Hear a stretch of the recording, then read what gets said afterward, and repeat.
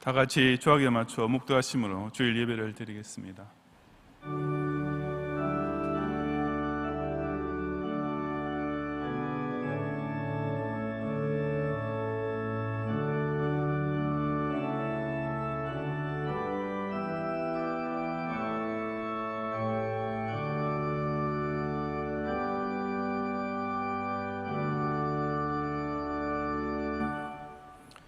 하나님은 우리의 편안치시요 힘이시니 환난 중에 만날 큰 도움이시라.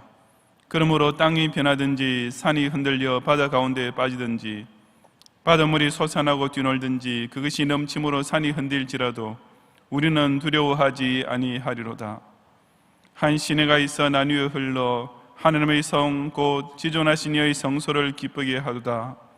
하나님이 그 성 중에 계심에 성이 흔들리지 아니할 것이라. 새벽에 하나님이 도우시리로다. 문나라가 떠들며 왕국이 흔들렸더니 그가 소리를 내심에 땅이 녹았도다. 만군의 여호와께서 우리와 함께 하시니 야곱의 하나님은 우리의 피난처시로다. 아멘.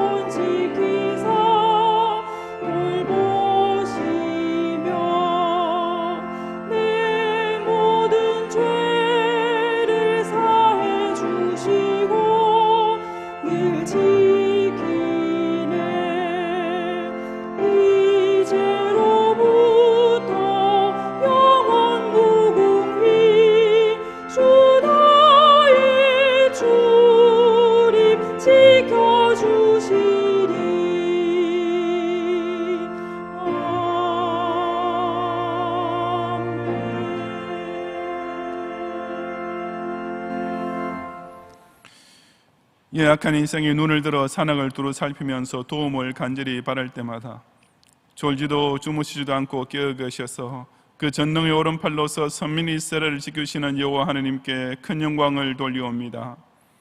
택함 받은 자녀들을 십자가 대소의 그늘 아래로 모아 영원히 죽을 수밖에 없던 죄에서 건져주시며 그 영혼을 저 무서운 사망 권세로부터 구원해 주시는 예수님께 뜨거운 감사를 드리옵니다.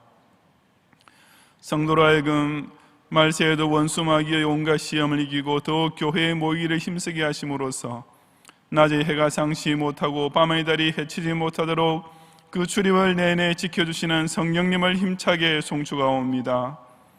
오늘 주일에도 땅이 흔들리고 바다가 넘치는 저 장망성을 떠나서 오직 우주와 역사의 시작부터 마침까지 모든 사사건건을 주장하시는 전능자 하느님께 우리 경양의 성도들이 올리는 영과 진리의 예배를 홀로 받아 주옵소서. 예수님 이름으로 기원하옵나이다. 아멘.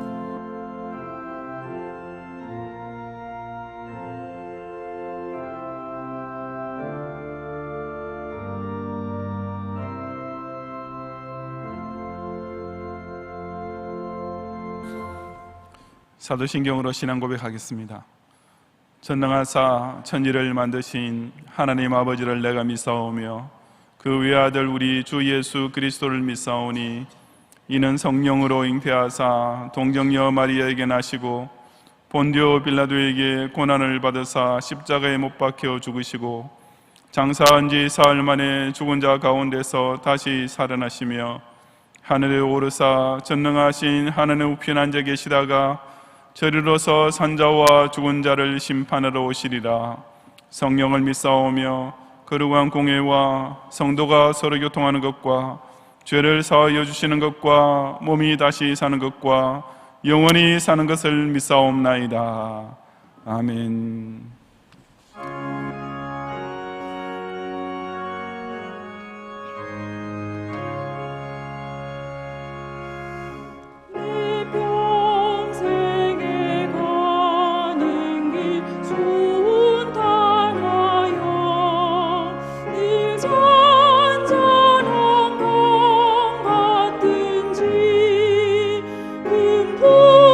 바로 무섭고 어려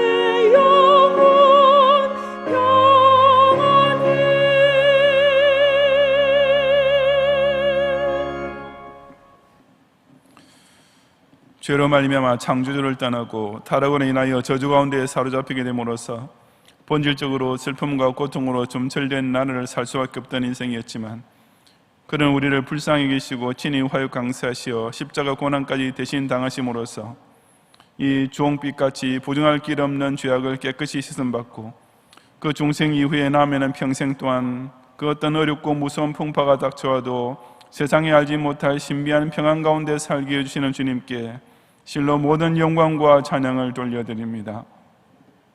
애초에 에덴 동산에서부터 첫 사람을 유혹했던 원수 마귀는 말세가 될수록 자기 때가 다 된 줄 아는 까닭에 더욱 택함을 입은 자까지 삼키려고 입을 벌리고 달려들고 있지만, 당신의 보일로서 한 번 언약에 놓으신 택자를 단 한 명도 잃어버리지 않으시는 성자께서 이 치열한 영전의 현장에서 늘 믿음직하게 앞장서 계시는 우리의 대장이 되심으로써 그분 뒤만 따르는 성도는 날마다 그리스도의 장성한 분량을 향해 부단히 성화되며 끝내 영화의 자리에 영광스럽게 서고야만 할 것을 확신하면서 진심으로 감사를 드립니다.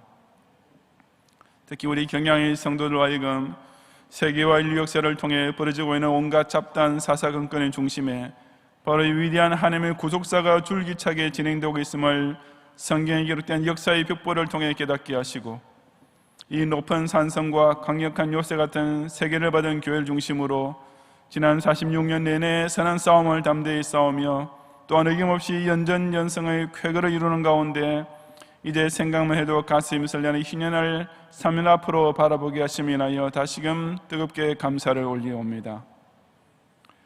하오나 오늘도 우리 경야의 성도들이 예상보다 더 장기화되고 있는 우한 폐렴 사태로 인해 직접 성전뜰을 밟지 못하는 안타까운 가운데 인터넷 중계를 통해 예배를 드리고 있사옵니다. 모든 성도들이 똑같이 겪고 있을 이 큰 아픔을 자비의 주님께서 아무쪼록 긍휼히 여겨주시고, 하루속히 다시금 이전처럼 온 경양 가족들이 함께 공회로 모여 주님께 경배드릴 날이 올 수 있도록 자비를 베풀어 주시며, 더욱이 인터넷 예배조차 드릴 수 없어서 그저 주부만 가지고 개인의 골방에서 이 성회를 지키고 있을 연로하신 독거노인 성도들 한 사람 한 사람이 올리는 예배 또한 주님께서 온전히 기쁘게 연락해 주옵소서. 발병 후 몇 주일이 지나도록 계속 확산되고 있는 이 질병과 싸우기 위해 자신의 생명을 내놓고 헌신하고 있는 의료진들과 공무원들이 그 귀중한 용기와 기력을 잃지 않도록 주님께서 친히 돌보아 주시고, 이 병마로 인해 설상가상격으로 악화되어 버린 경기 침체 속에서도 이날의 기업인들과 자영업자들이 포기하거나 절망하지 않도록 손바닥만한 구름 한 조각의 징조를 우리에게 보여주옵소서. 기약이 연기된 학생들로 하여금 학업에 지장이 생기거나 큰 혼란에 빠지지 않도록 은혜를 더해주시고, 가사와 생계에 더 큰 부담을 안게 된 주부들과 가정들이 시차 낙담하지 않도록 적시적소의 새 힘을 공급해 주시며, 이미 전 세계 90여 개국에서 한국에는 입국 제한이나 입국 금지 조치를 당하고 있는 상황에서 유학생들과 사업자들이 당하고 있는 피해가 최소화될 수 있도록 도와주옵소서. 모든 경향의 성도들로 하여금 과거에 이처럼 크나큰 국난의 시기에 우리 신앙 선배들이 보여주었던 모습을 본받아서 이 환난 중에도 기도 신자로서의 의인한 자세를 견지하게 하시며, 철저한 개인 위생을 통해 감염을 예방하는 동시에 그 어떤 경우에도 이 재난을 두려워하지 말고 전능자의 섭리와 역사만 의지하면서 나라와 민족을 위해 간절히 기도하게 하옵소서.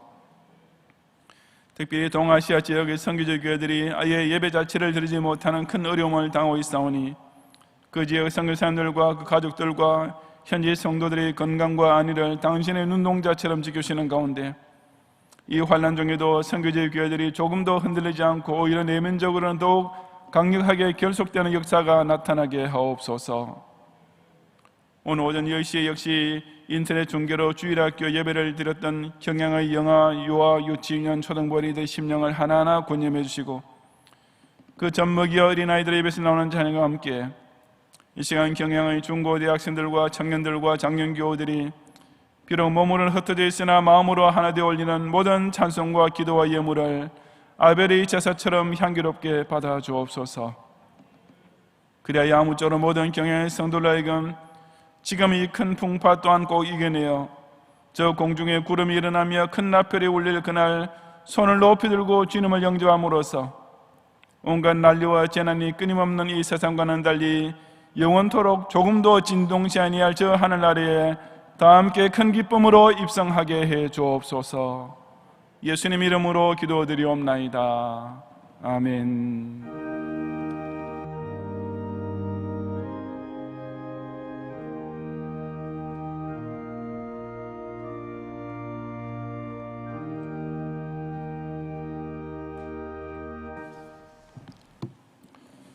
성경 말씀 창세기 33장 18절부터 20절까지의 말씀을 제가 봉독하겠습니다.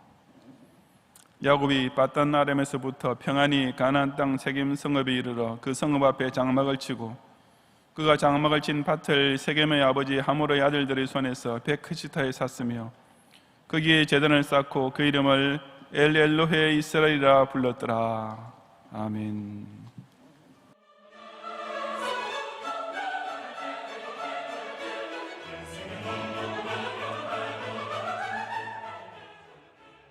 교회 소식입니다. 코로나19 사태 지속으로 예배는 당분간 인터넷 예배로 대체하여 드립니다. 오전 10시에 진행한 주일학교 인터넷 예배는 교회 홈페이지와 유튜브를 통해 다시 보실 수 있습니다. 오늘 주일 밤 예배는 인터넷 예배로 오후 7시에 드리며 설교는 정원재 목사님께서 하시겠습니다. 금주 수요밤 예배는 인터넷 예배로 오후 7시 30분에 드리며 설교는 장지성 목사님께서 하시겠습니다. 예배 중 헌금을 드리고자 하시는 성도님들은 안내된 온라인 헌금 방법을 이용하시거나 차후 예배당 예배로 복귀 시 모아서 헌금해 주시면 되겠습니다. 새벽 기도회와 금요 기도회를 비롯한 교회 내 각종 모임과 행사는 당분간 중단합니다. 주중 교회 출입과 각종 시설 이용이 불가하오니 양해해 주시기 바랍니다. 본 교회보를 주중에 성도님들 가정에 발송하여 드립니다. 교회 홈페이지를 통해서도 열람하실 수 있습니다. 혹 교회보를 받지 못하신 성도님들께서는 교역자를 통해 확인해 주시기 바랍니다. 교회 문자와 홈페이지 등으로 전달되는 공지사항을 잘 확인해 주시기 바랍니다. 감사합니다.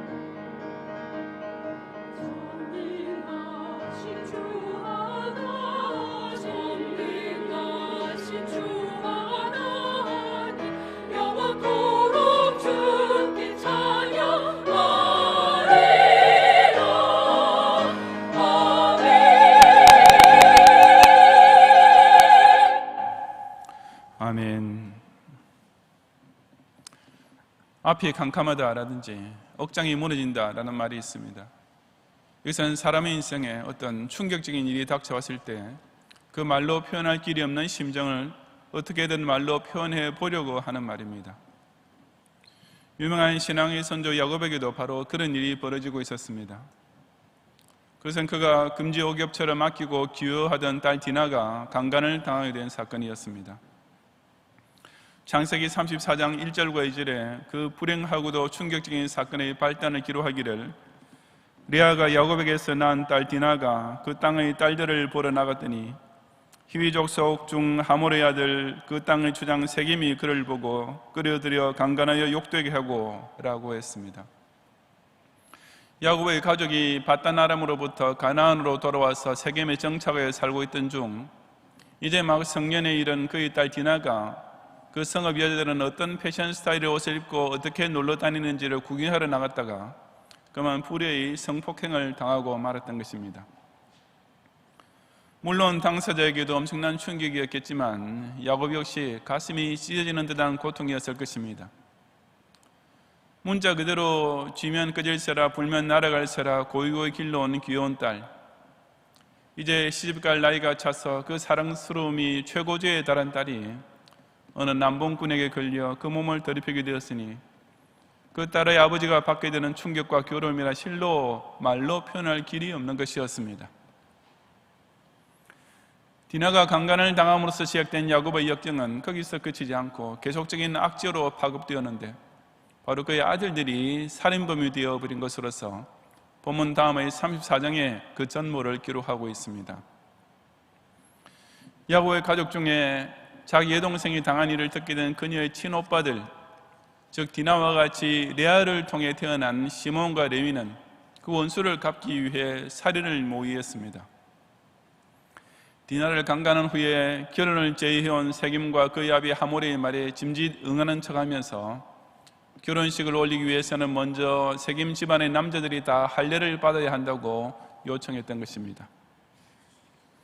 그래서 그들이 다 할례를 받고 그 고통 때문에 운신을 못하고 있을 때 시몬과 레위가 앞장서서 그들을 급습하여 세겜 추장의 가족뿐 아니라 그 성읍의 모든 남자들을 다 칼로 살해하고 약탈까지 자행하고 말았습니다.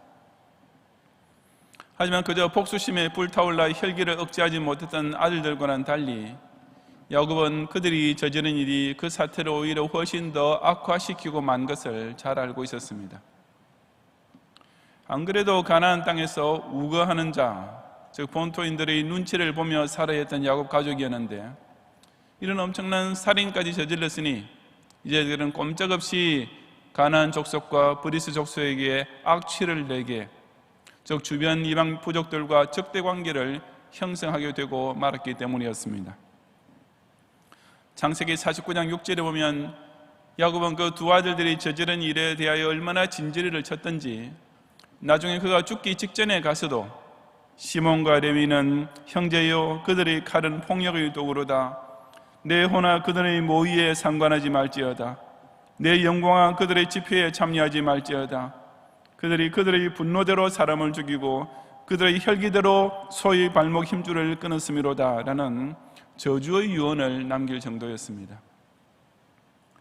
한마디로 말해서 그 디나의 강간 사건으로 인해 야곱의 인생은, 아니 그의 온 집안은 결단난 것이나 다름없었습니다. 딸은 몸을 버리고 자식들은 살인범으로 지명수배자가 되었으며 지금까지 어렵게 이뤄왔던 기업도 하루아침에 다 날려버릴 위험에 처하게 되었던 것입니다. 그러니 야곱의 심정이 어땠겠습니까?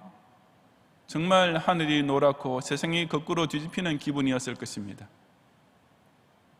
하지만 그런 일은 비단 야곱만 겪는 것은 아닙니다. 사실 우리 모두에게도 그저 상황만 조금 다를 뿐이지 자기 인생 전체가 하루아침에 무너져 내리는 듯한 시련이 한두 번은 닥쳐오기 마련입니다.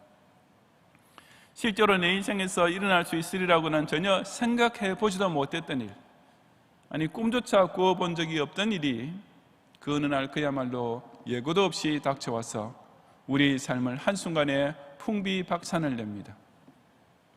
그 잘되어 나가던 사업이 부도가 나고 그토록 믿고 의지하던 배우자가 불치의 병에 걸리고 금이하고 키우던 네 자식이 사고를 당했다는 소식이 다른 사람 아닌 바로 나 자신에게 닥쳐게 될 때면 세상에 그 누구라도 정신을 차릴 수가 없습니다.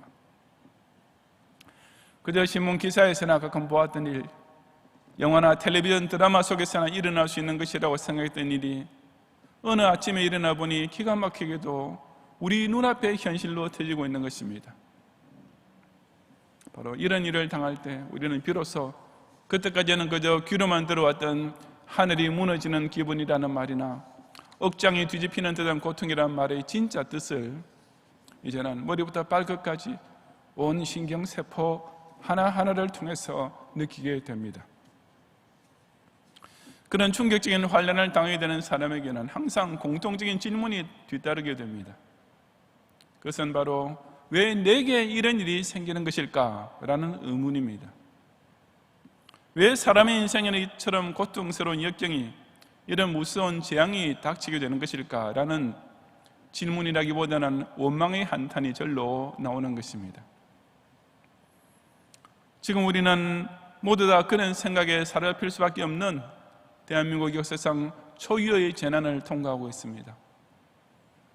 과학과 기술이 이토록 발달된 시대에 그 세포 하나짜리의 미물에 불과한 바이러스 때문에 벌벌 떨면서 이전까지는 그저 당연하게만 생각하며 누리고 있던 모든 일상적 활동이 제약을 받고 그내 성도들이 함께 모여 예배드리는 것까지 인터넷 예배로 대체할 수밖에 없게 되었습니다. 그야말로 역사 교과서를 통해서나 알 수 있는 까무득한 중세시대에나 있었던 일이 이 고도 문명을 자랑하는 현대사회 속에서 바로 나 자신에게, 내 온 가족에게, 아니 전 국민과 온 세계 인류에게 현실적으로 벌어지고 있는 것입니다. 그렇다면 우리 기독 신자들은 과연 이 암담한 국가적 대환란을 통과하면서 어떤 자세를 지켜야 하겠습니까? 저는 바로 이 질문에 대한 대답을 오늘과 다음 주일에 걸쳐서 두 가지로 상고해 보고자 합니다. 인생의 환란을 당할 때 첫째로 기독신자는 먼저 하나님께서 우리에게 지금까지 베풀어주고 계시는 축복을 되새겨 볼 줄 알아야 합니다. 야곱의 경우를 보자면 그 최악의 시련을 겪게 되기 직전까지 그 인생은 그야말로 순풍의 도철단격이었습니다. 먼저 창세기 33장 18절 상반절을 우리 다 같이 함께 봉독하겠습니다. 야곱이 밧단 아람에서부터 평안히 가나안 땅 세겜 성읍에 이르러. 아멘. 이것은 야곱이 밧단 아람의 외삼촌 집에서 20년 동안의 더부살이를 끝내고 이제 드디어 가나안으로 돌아오게 된 사건을 가리킵니다. 야곱의 인생에 있어서 참 역사적인 전환점이 되었던 그 귀향을 두고 본문에서 평안히라는 단어로 수식하고 있는 것은 참으로 깊은 의미가 내포되어 있습니다. 고향으로 돌아오는 그에게는 아내와 자식들이 있었을 뿐 아니라 엄청난 재산도 함께하고 있었습니다. 본인 말 맞다나 20년 전에는 그저 손에 지팡이만 가지고 요단강을 건너갔던 그가 지금은 가축을 2떼나 이룬 갑부가 되어서 돌아오고 있었던 것입니다. 하지만 야곱이 고향 가나안 땅으로 평안무사하게 돌아오기까지는 결정적인 위기가 2번이나 있었습니다. 우선 그가 밧단 아람을 출발할 때 외삼촌 라반의 추격이 있었습니다. 물론 야곱으로서는 자신의 가족과 자신의 정당한 사유재산을 가지고 떠나는 것이었지만 라반이 볼 때에는 조카 야곱이 자기 딸들과 자기 재산을 도적질해서 도망치는 행위로만 보였습니다. 그래서 야곱이 몰래 떠났다는 소식을 3일 지난 후에 듣게 되자마자 라반은 곧 그의 형제를 거느리고 7일 길을 쫓아가 야곱 일행을 추격했던 것입니다. 그것은 물론 야곱이 떠난 것을 두고 즐거움과 노래와 북과 수금으로 축하의 작별 인사를 꼭 해야겠다는 의도 때문이 아니었으면 라반이 야곱을 따라잡은 후에 내가 너를 해할 만한 능력이 내 손에 있으나 라고 한 말에서도 충분히 드러납니다.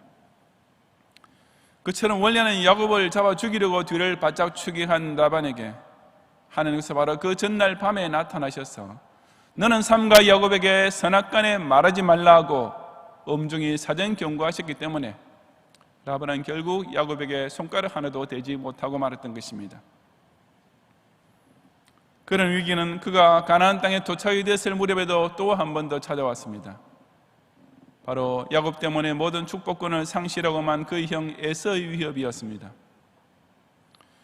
비록 20년 전의 일이지만 에서는 그때의 분한 감정을 여전히 사귀지 못하고 아직도 살기 등등한 복수심에 가득 차 있을 것이라는 사실은 야곱도 충분히 짐작할 수 있는 일이었습니다.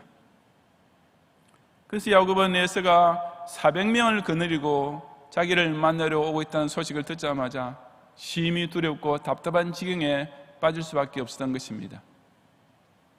하지만 우리가 잘 아는 대로 하나님께서는 그처럼 야복나루에서 또 한 번의 위기에 직면한 야곱에게 분열의 축복을 내려주심으로써 그는 뜻밖에도 형에서 오히려 화기애애한 분위기 속에서 극적인 화해의 재회를 하게 되었습니다.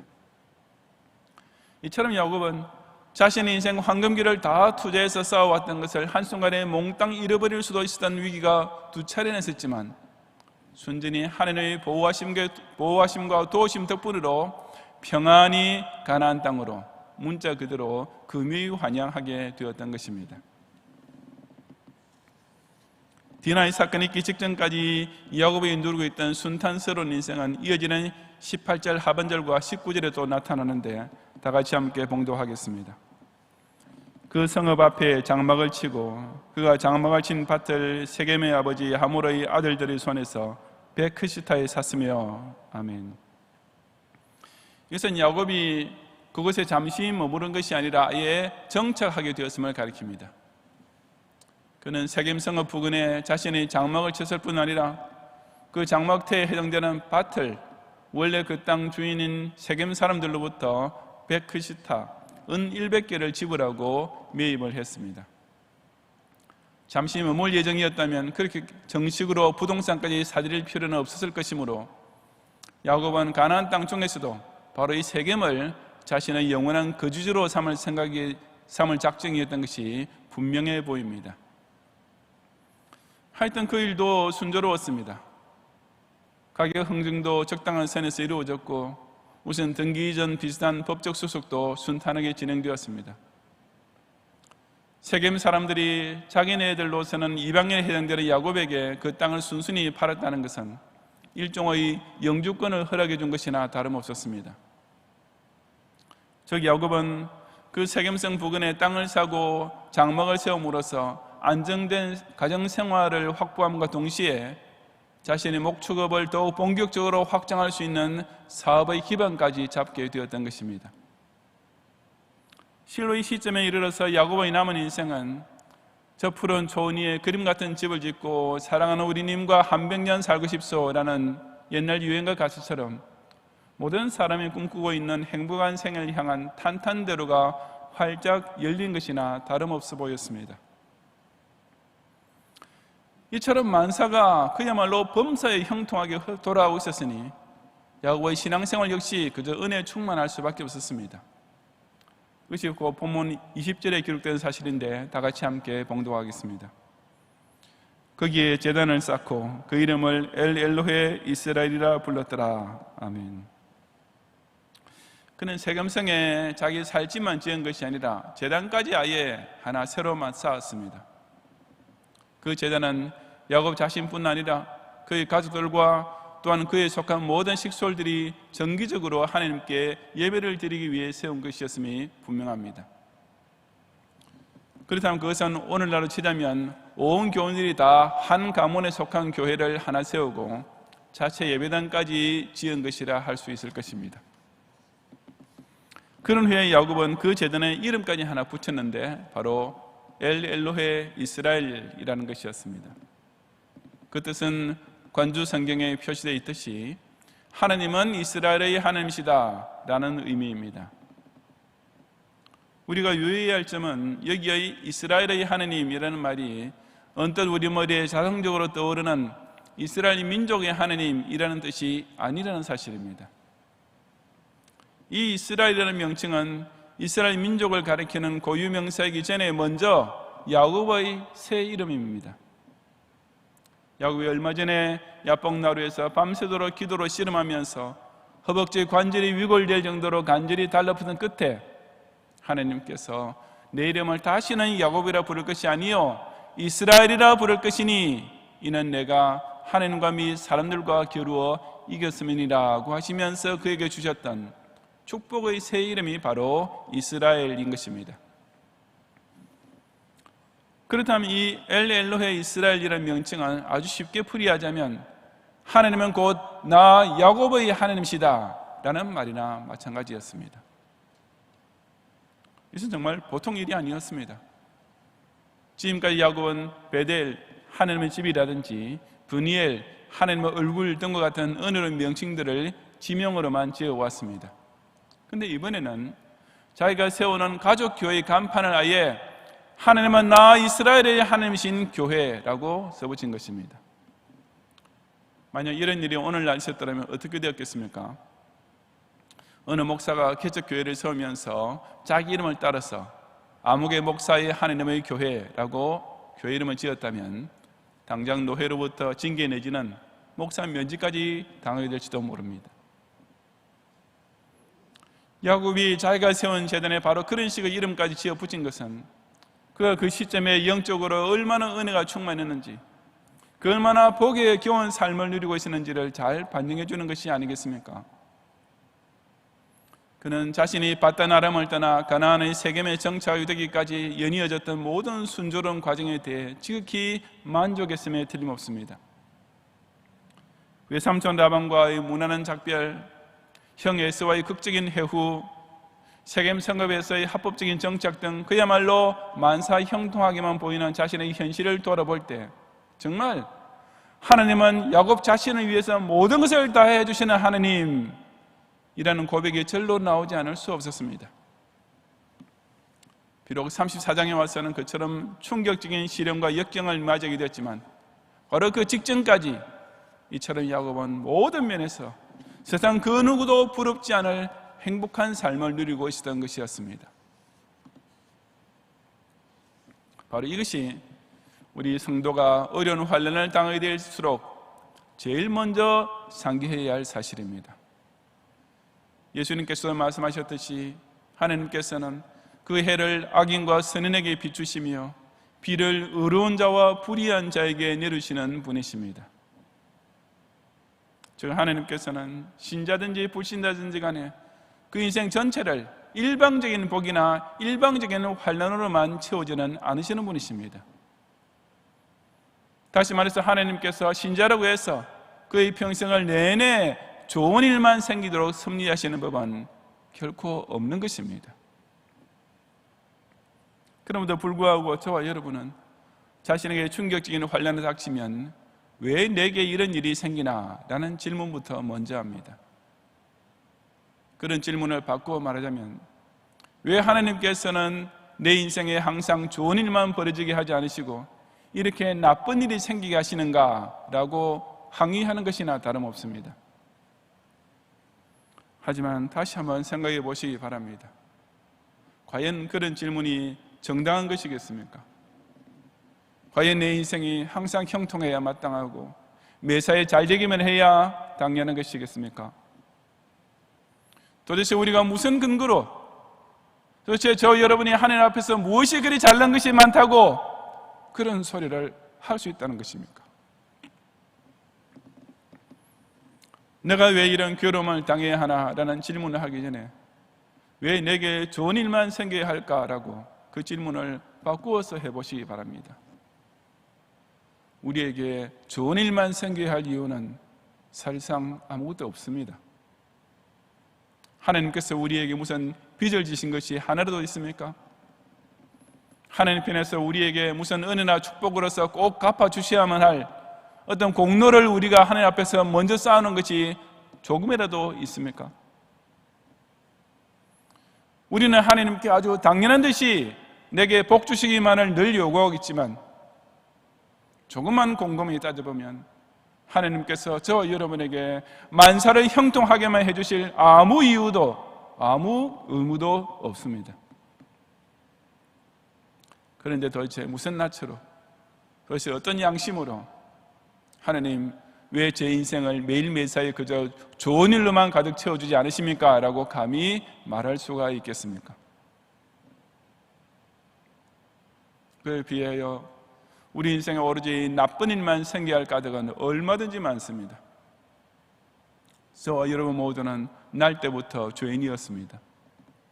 본성 자체가 하나님의 원수되었던 자였습니다. 아니, 신자가 된 이후에도 자신이 하나님 말씀대로 순종하고 선을 행한 것보다는 자주 실족하고 범죄한 것들이 비교도 안 될 정도로 훨씬 더 많다는 사실은 각자의 가슴에 손을 얹고 돌이켜보면 아무도 부인할 수 없는 것입니다. 그처럼 우리의 지은 죄를 따져본다면 사실상 지금 내가 겪고 있는 시련이나 역경보다 10배, 100배 더한 것이 닥친다 해도 저 여러분은 하나님 앞에서 단 한마디도 불평할 처지가 못 되는 것이 아니겠습니까? 바로 이렇게 생각해 보면 신자는 어떤 불행이 닥쳐올 때도 하나님께서 자신에게 항상 나쁜 일만 생기게 하지 않으시고 실제로는 좋은 일들을 훨씬 더 많이 베풀어 주고 계신다는 사실을 상기하면서 오히려 새롭게 감사를 드리게 되는 것입니다. 그러므로 여러분께서는 왜 내게 이런 환난이 닥치는가 라는 생각이 들 때면 먼저 지금 죽어도 마땅한 나 같은 죄인을 지금까지 살려주신 은혜부터 기억해내시기 바랍니다. 왜 내가 예수님을 잘 믿고 신앙생활 열심히 해보려고 노력하고 있는데도 하나님께서 내게 이처럼 감당하기 어려운 시련을 주시는가 라는 마음이 솟아오를 때면 그 즉시 오늘까지 내가 받아 누리고 있었으면서도 한 번도 하나님께 제대로 감사조차 드리지 않았던 일이 없는지 이것부터 한번 돌이켜 보시기를 바랍니다. 우리는 매일의 생존을 유지시켜주는 의식주를 거의 당연한 듯이 공급받으면서 지금까지 살아오지 않았습니까? 곳곳에 온갖 종류의 사고가 끊이지 않은 이 현대사회에서 자신도 모르는 가운데 하나님께서 모면하게 해주신 위험의 순간들이 얼마나 많았겠습니까? 저녁마다 들어와서 쉴 수 있는 내 집이 있고 더구나 서로 사랑하고 위로해주고 기쁨을 나누는 가정이 있다는 것이 그 얼마나 행복한 일인지를 실상 우리는 그에 잊고 사는 것이 아니겠습니까? 무엇보다도 우리의 하늘 아버지가 되시는 하나님을 모시고 언제든지 자유롭게 예배드릴 수 있는 경양교회와 강서성전이 있는데도 이처럼 아름답고 복스러운 제단을 중심으로 신앙생활을 해결해 주신 것에 대하여 지금까지 단 한 번도 진정한 감사를 드리지 못한 교원들도 어쩌면 적지 않을 것입니다. 이 우한 폐렴 사태의 악화로 인해 주일 예배를 인터넷 중계 예배로 대체하려는 참으로 어렵고도 고통스러운 결정을 내려야 했을 때 그래도 장로님들만이라도 예배에 참석하도록 해야 하지 않느냐는 의견이 나왔고 사실 저 역시 그 말을 듣기 전부터 그 점에 대해서 깊이 숙고해 보았습니다.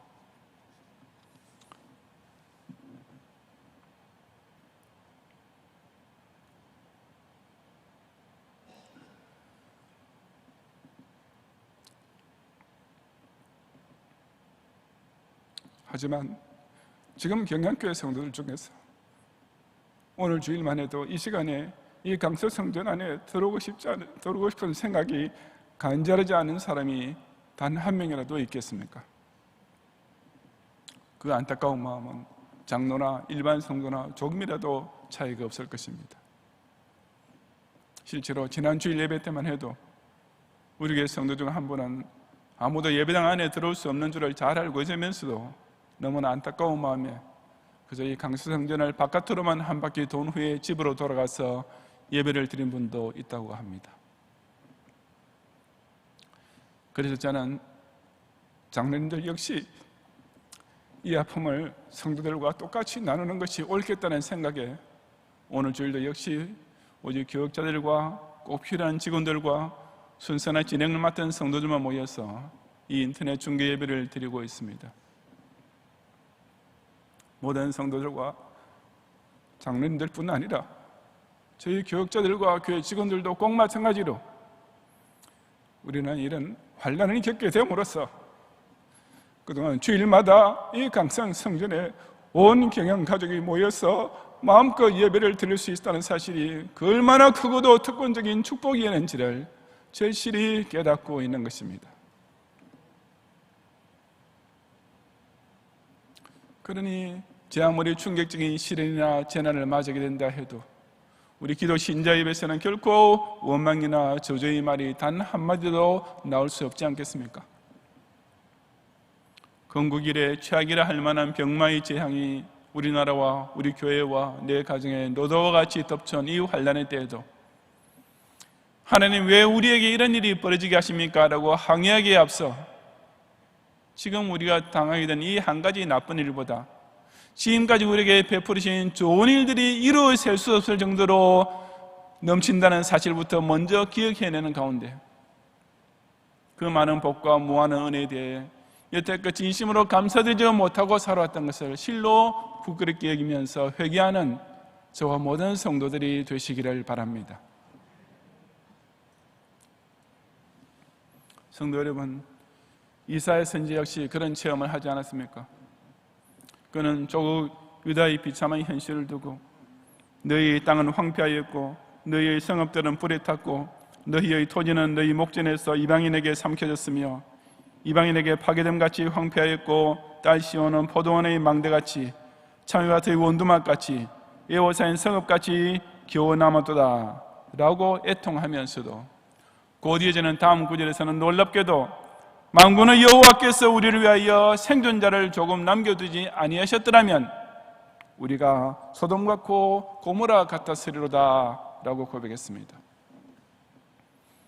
아수르 군대에 의하여 온 유다가 망하고 예루살렘만 겨우 남게 된 비참한 상황에서도 이사야 선지자는 그래도 하나님께서 우리를 위해 조금 남겨두셨기 때문에 우리가 소돔이나 고모라처럼 완전히 멸망당하지는 않게 되었다라고 오히려 감사를 드렸던 것입니다.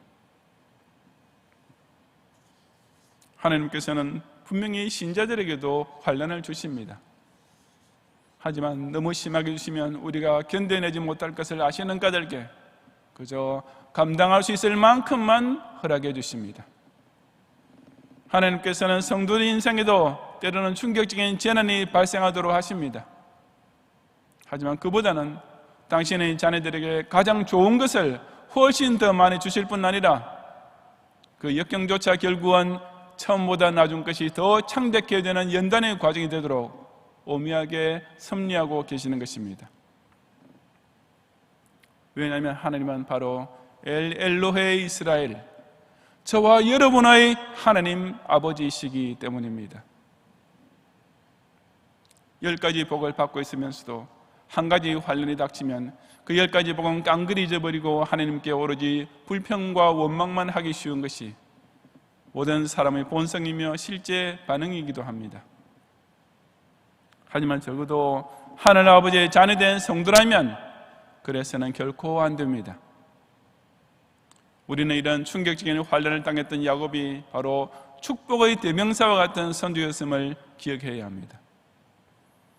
서로 머리 위에 하늘이 무너지고 서 있는 땅바닥이 꺼지는 듯한 재앙이 닥치더라도 바로 그 순간 저 여러분은 하나님께서 지금까지 베풀어 주고 계셨지만 나 자신은 별로 의식조차 하지 않았던 것들, 지금까지 우리의 의식주와 가정과 교회 생활을 통해 날마다 누리게 해줬던 엘로헤 이스라엘의 복들을 꼭 상기해내고 오히려 감사드릴 줄 알아야 합니다. 그래서 찬송가 429장에서도 세상 모든 풍파 너를 흔들어 약한 마음 낙심하게 될 때가 오면 바로 그 순간 제일 먼저 내려주신 주의 복을 세어라, 주의 크신 복을 내가 알리라 하고 고백한 것이 아니겠습니까? 이처럼 하나님께서는 인생의 좋은 일뿐 아니라 나쁜 일을 통해서도 당신의 자녀를 위해 결국은 모든 것이 합력하여 선을 이루도록 섭리하고 계신다는 사실을 깨닫고 지금 온 나라가 당하고 있는 이 풍랑 인하여 저 건너편의 축복의 항구로 더 빨리 당신의 자녀를 눈동자처럼 지키시는 주님 품으로 더 가까이 나아가는 성도들이 되시기를 주님의 이름으로 축원합니다.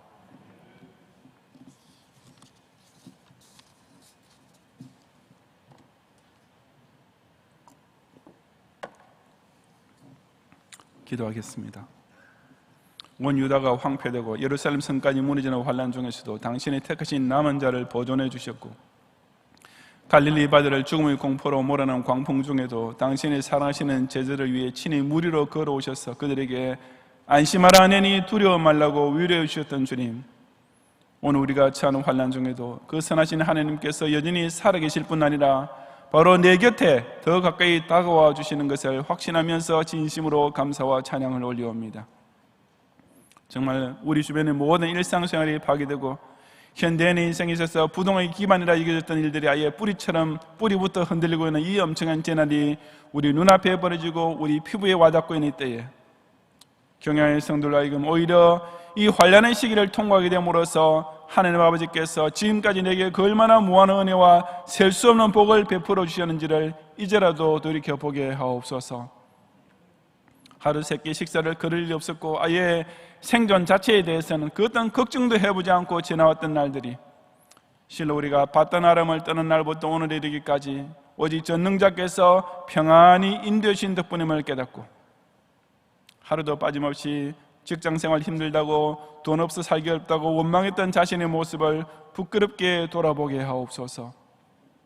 저녁마다 돌아와서 지쳤던 몸을 편히 쉬면서 더위와 추위에 아무 상관없이 사시사철 안락하게 지낼 수 있던 새집과 아파트가 곧 우리에게 허락하신 세겜 땅의 장막이었음을 기억하면서 평수가 작다고 불평하면서 이 지상 천국을 고마워할 줄 몰랐던 죄를 진심으로 회개하게 하옵소서.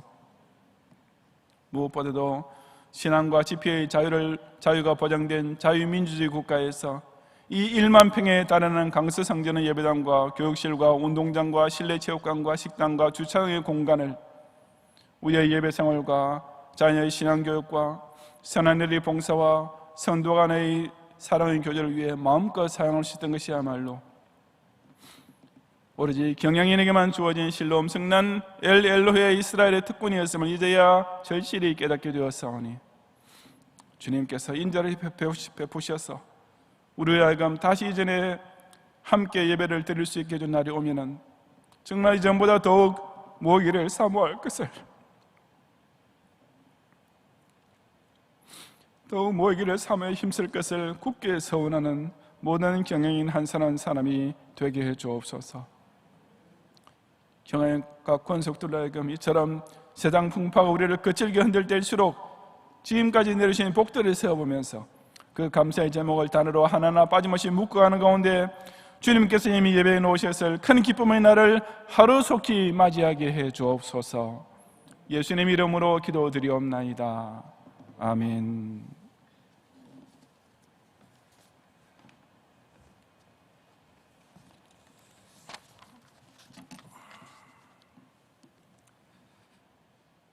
존재하는 모든 만물의 창조자이시며 역사의 주권자 되시는 하나님, 이 땅에 자유 대한민국을 세워주시고 자유시장 경제체제에서 마음껏 사업과 직장을 통해 물질 얻는 복을 지금까지 허락하여 주셨음을 감사합니다.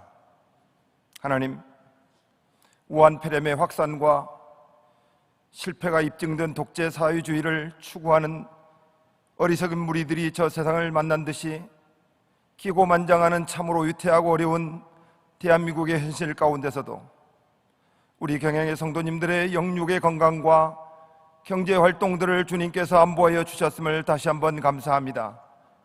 이 시간은 열심히 일하여 얻은 소득 가운데 11조와 헌금을 구별하여 하나님께 드리기를 원합니다. 내 보물이 있는 곳에 내 마음이 있다라고 말씀하신 하나님, 하나님께 드려지는 11조와 헌금에 거짓없는 우리의 신앙 인격이 담겨지는 은혜가 있기를 원합니다. 우리의 마음이 하나님께 있음을 진정으로 고백하는 11조와 헌금이 되게 하옵소서. 드려지는 모든 헌금들이 세계를 받은 경양교회 예수 세계화 운동에 요긴하게 사용되도록 친히 인도하여 주옵소서. 예수님 이름으로 기도드립니다. 아멘.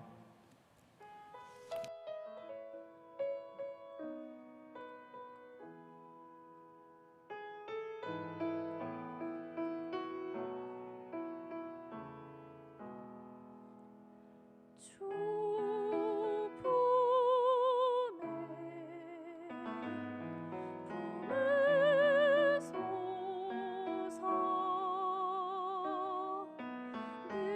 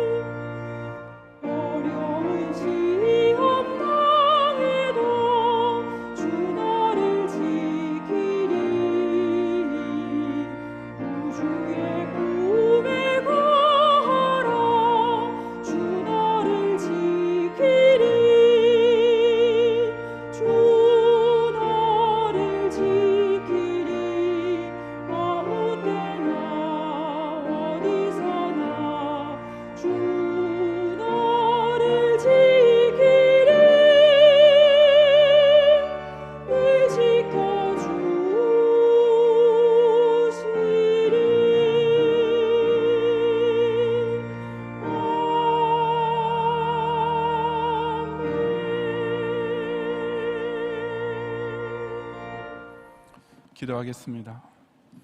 오늘도 경양의 성도들이 비록 이 예배당에 나오지는 못했지만 주의 전 있는 곳을 향해 마음을 모으며 손을 펴서 바치는 모든 제물을 온전히 받아 주옵소서. 이 환난의 때에 비록 많은 어려움이 있지만 그래도 자신의 생업 활동을 계속할 수 있게 하심을 감사하며 주님의 것을 온전히 구별해 바치는 11조와 지난 예수 동안에도 나와 내 가족의 건강을 이 무슨 질병으로부터 지키신 은혜를 인하여 드리는 감사헌금과 하늘 앞에 꼭 지켜야 할 약속을 따라 바치는 각종 서운 헌금들을 기쁘게 받아 주옵소서.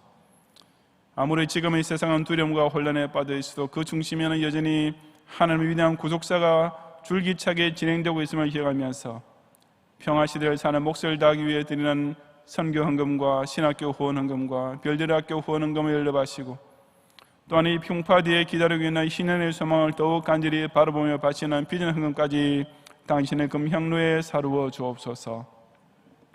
새 한 주간을 맞이할 때 모든 경영인들의 출퇴근길과 생업의 현장에서 그 어떤 감염의 사고가 발생하지 않도록 당신의 날개 그늘 밑에 감싸시고 주인께로부터 받은 달란트를 가지고 열심히 장사하는 충성된 종에게 되어주시는 갑절의 분깃이 넘치게 하옵소서. 예수님 이름으로 기도드리옵나이다. 아멘.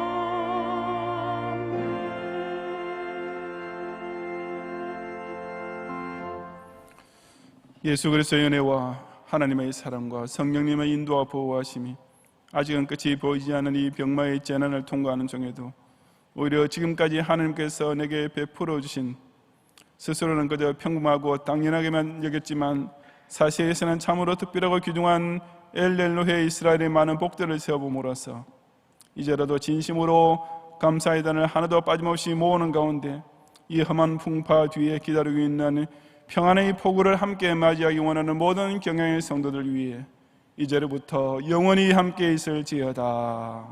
아멘.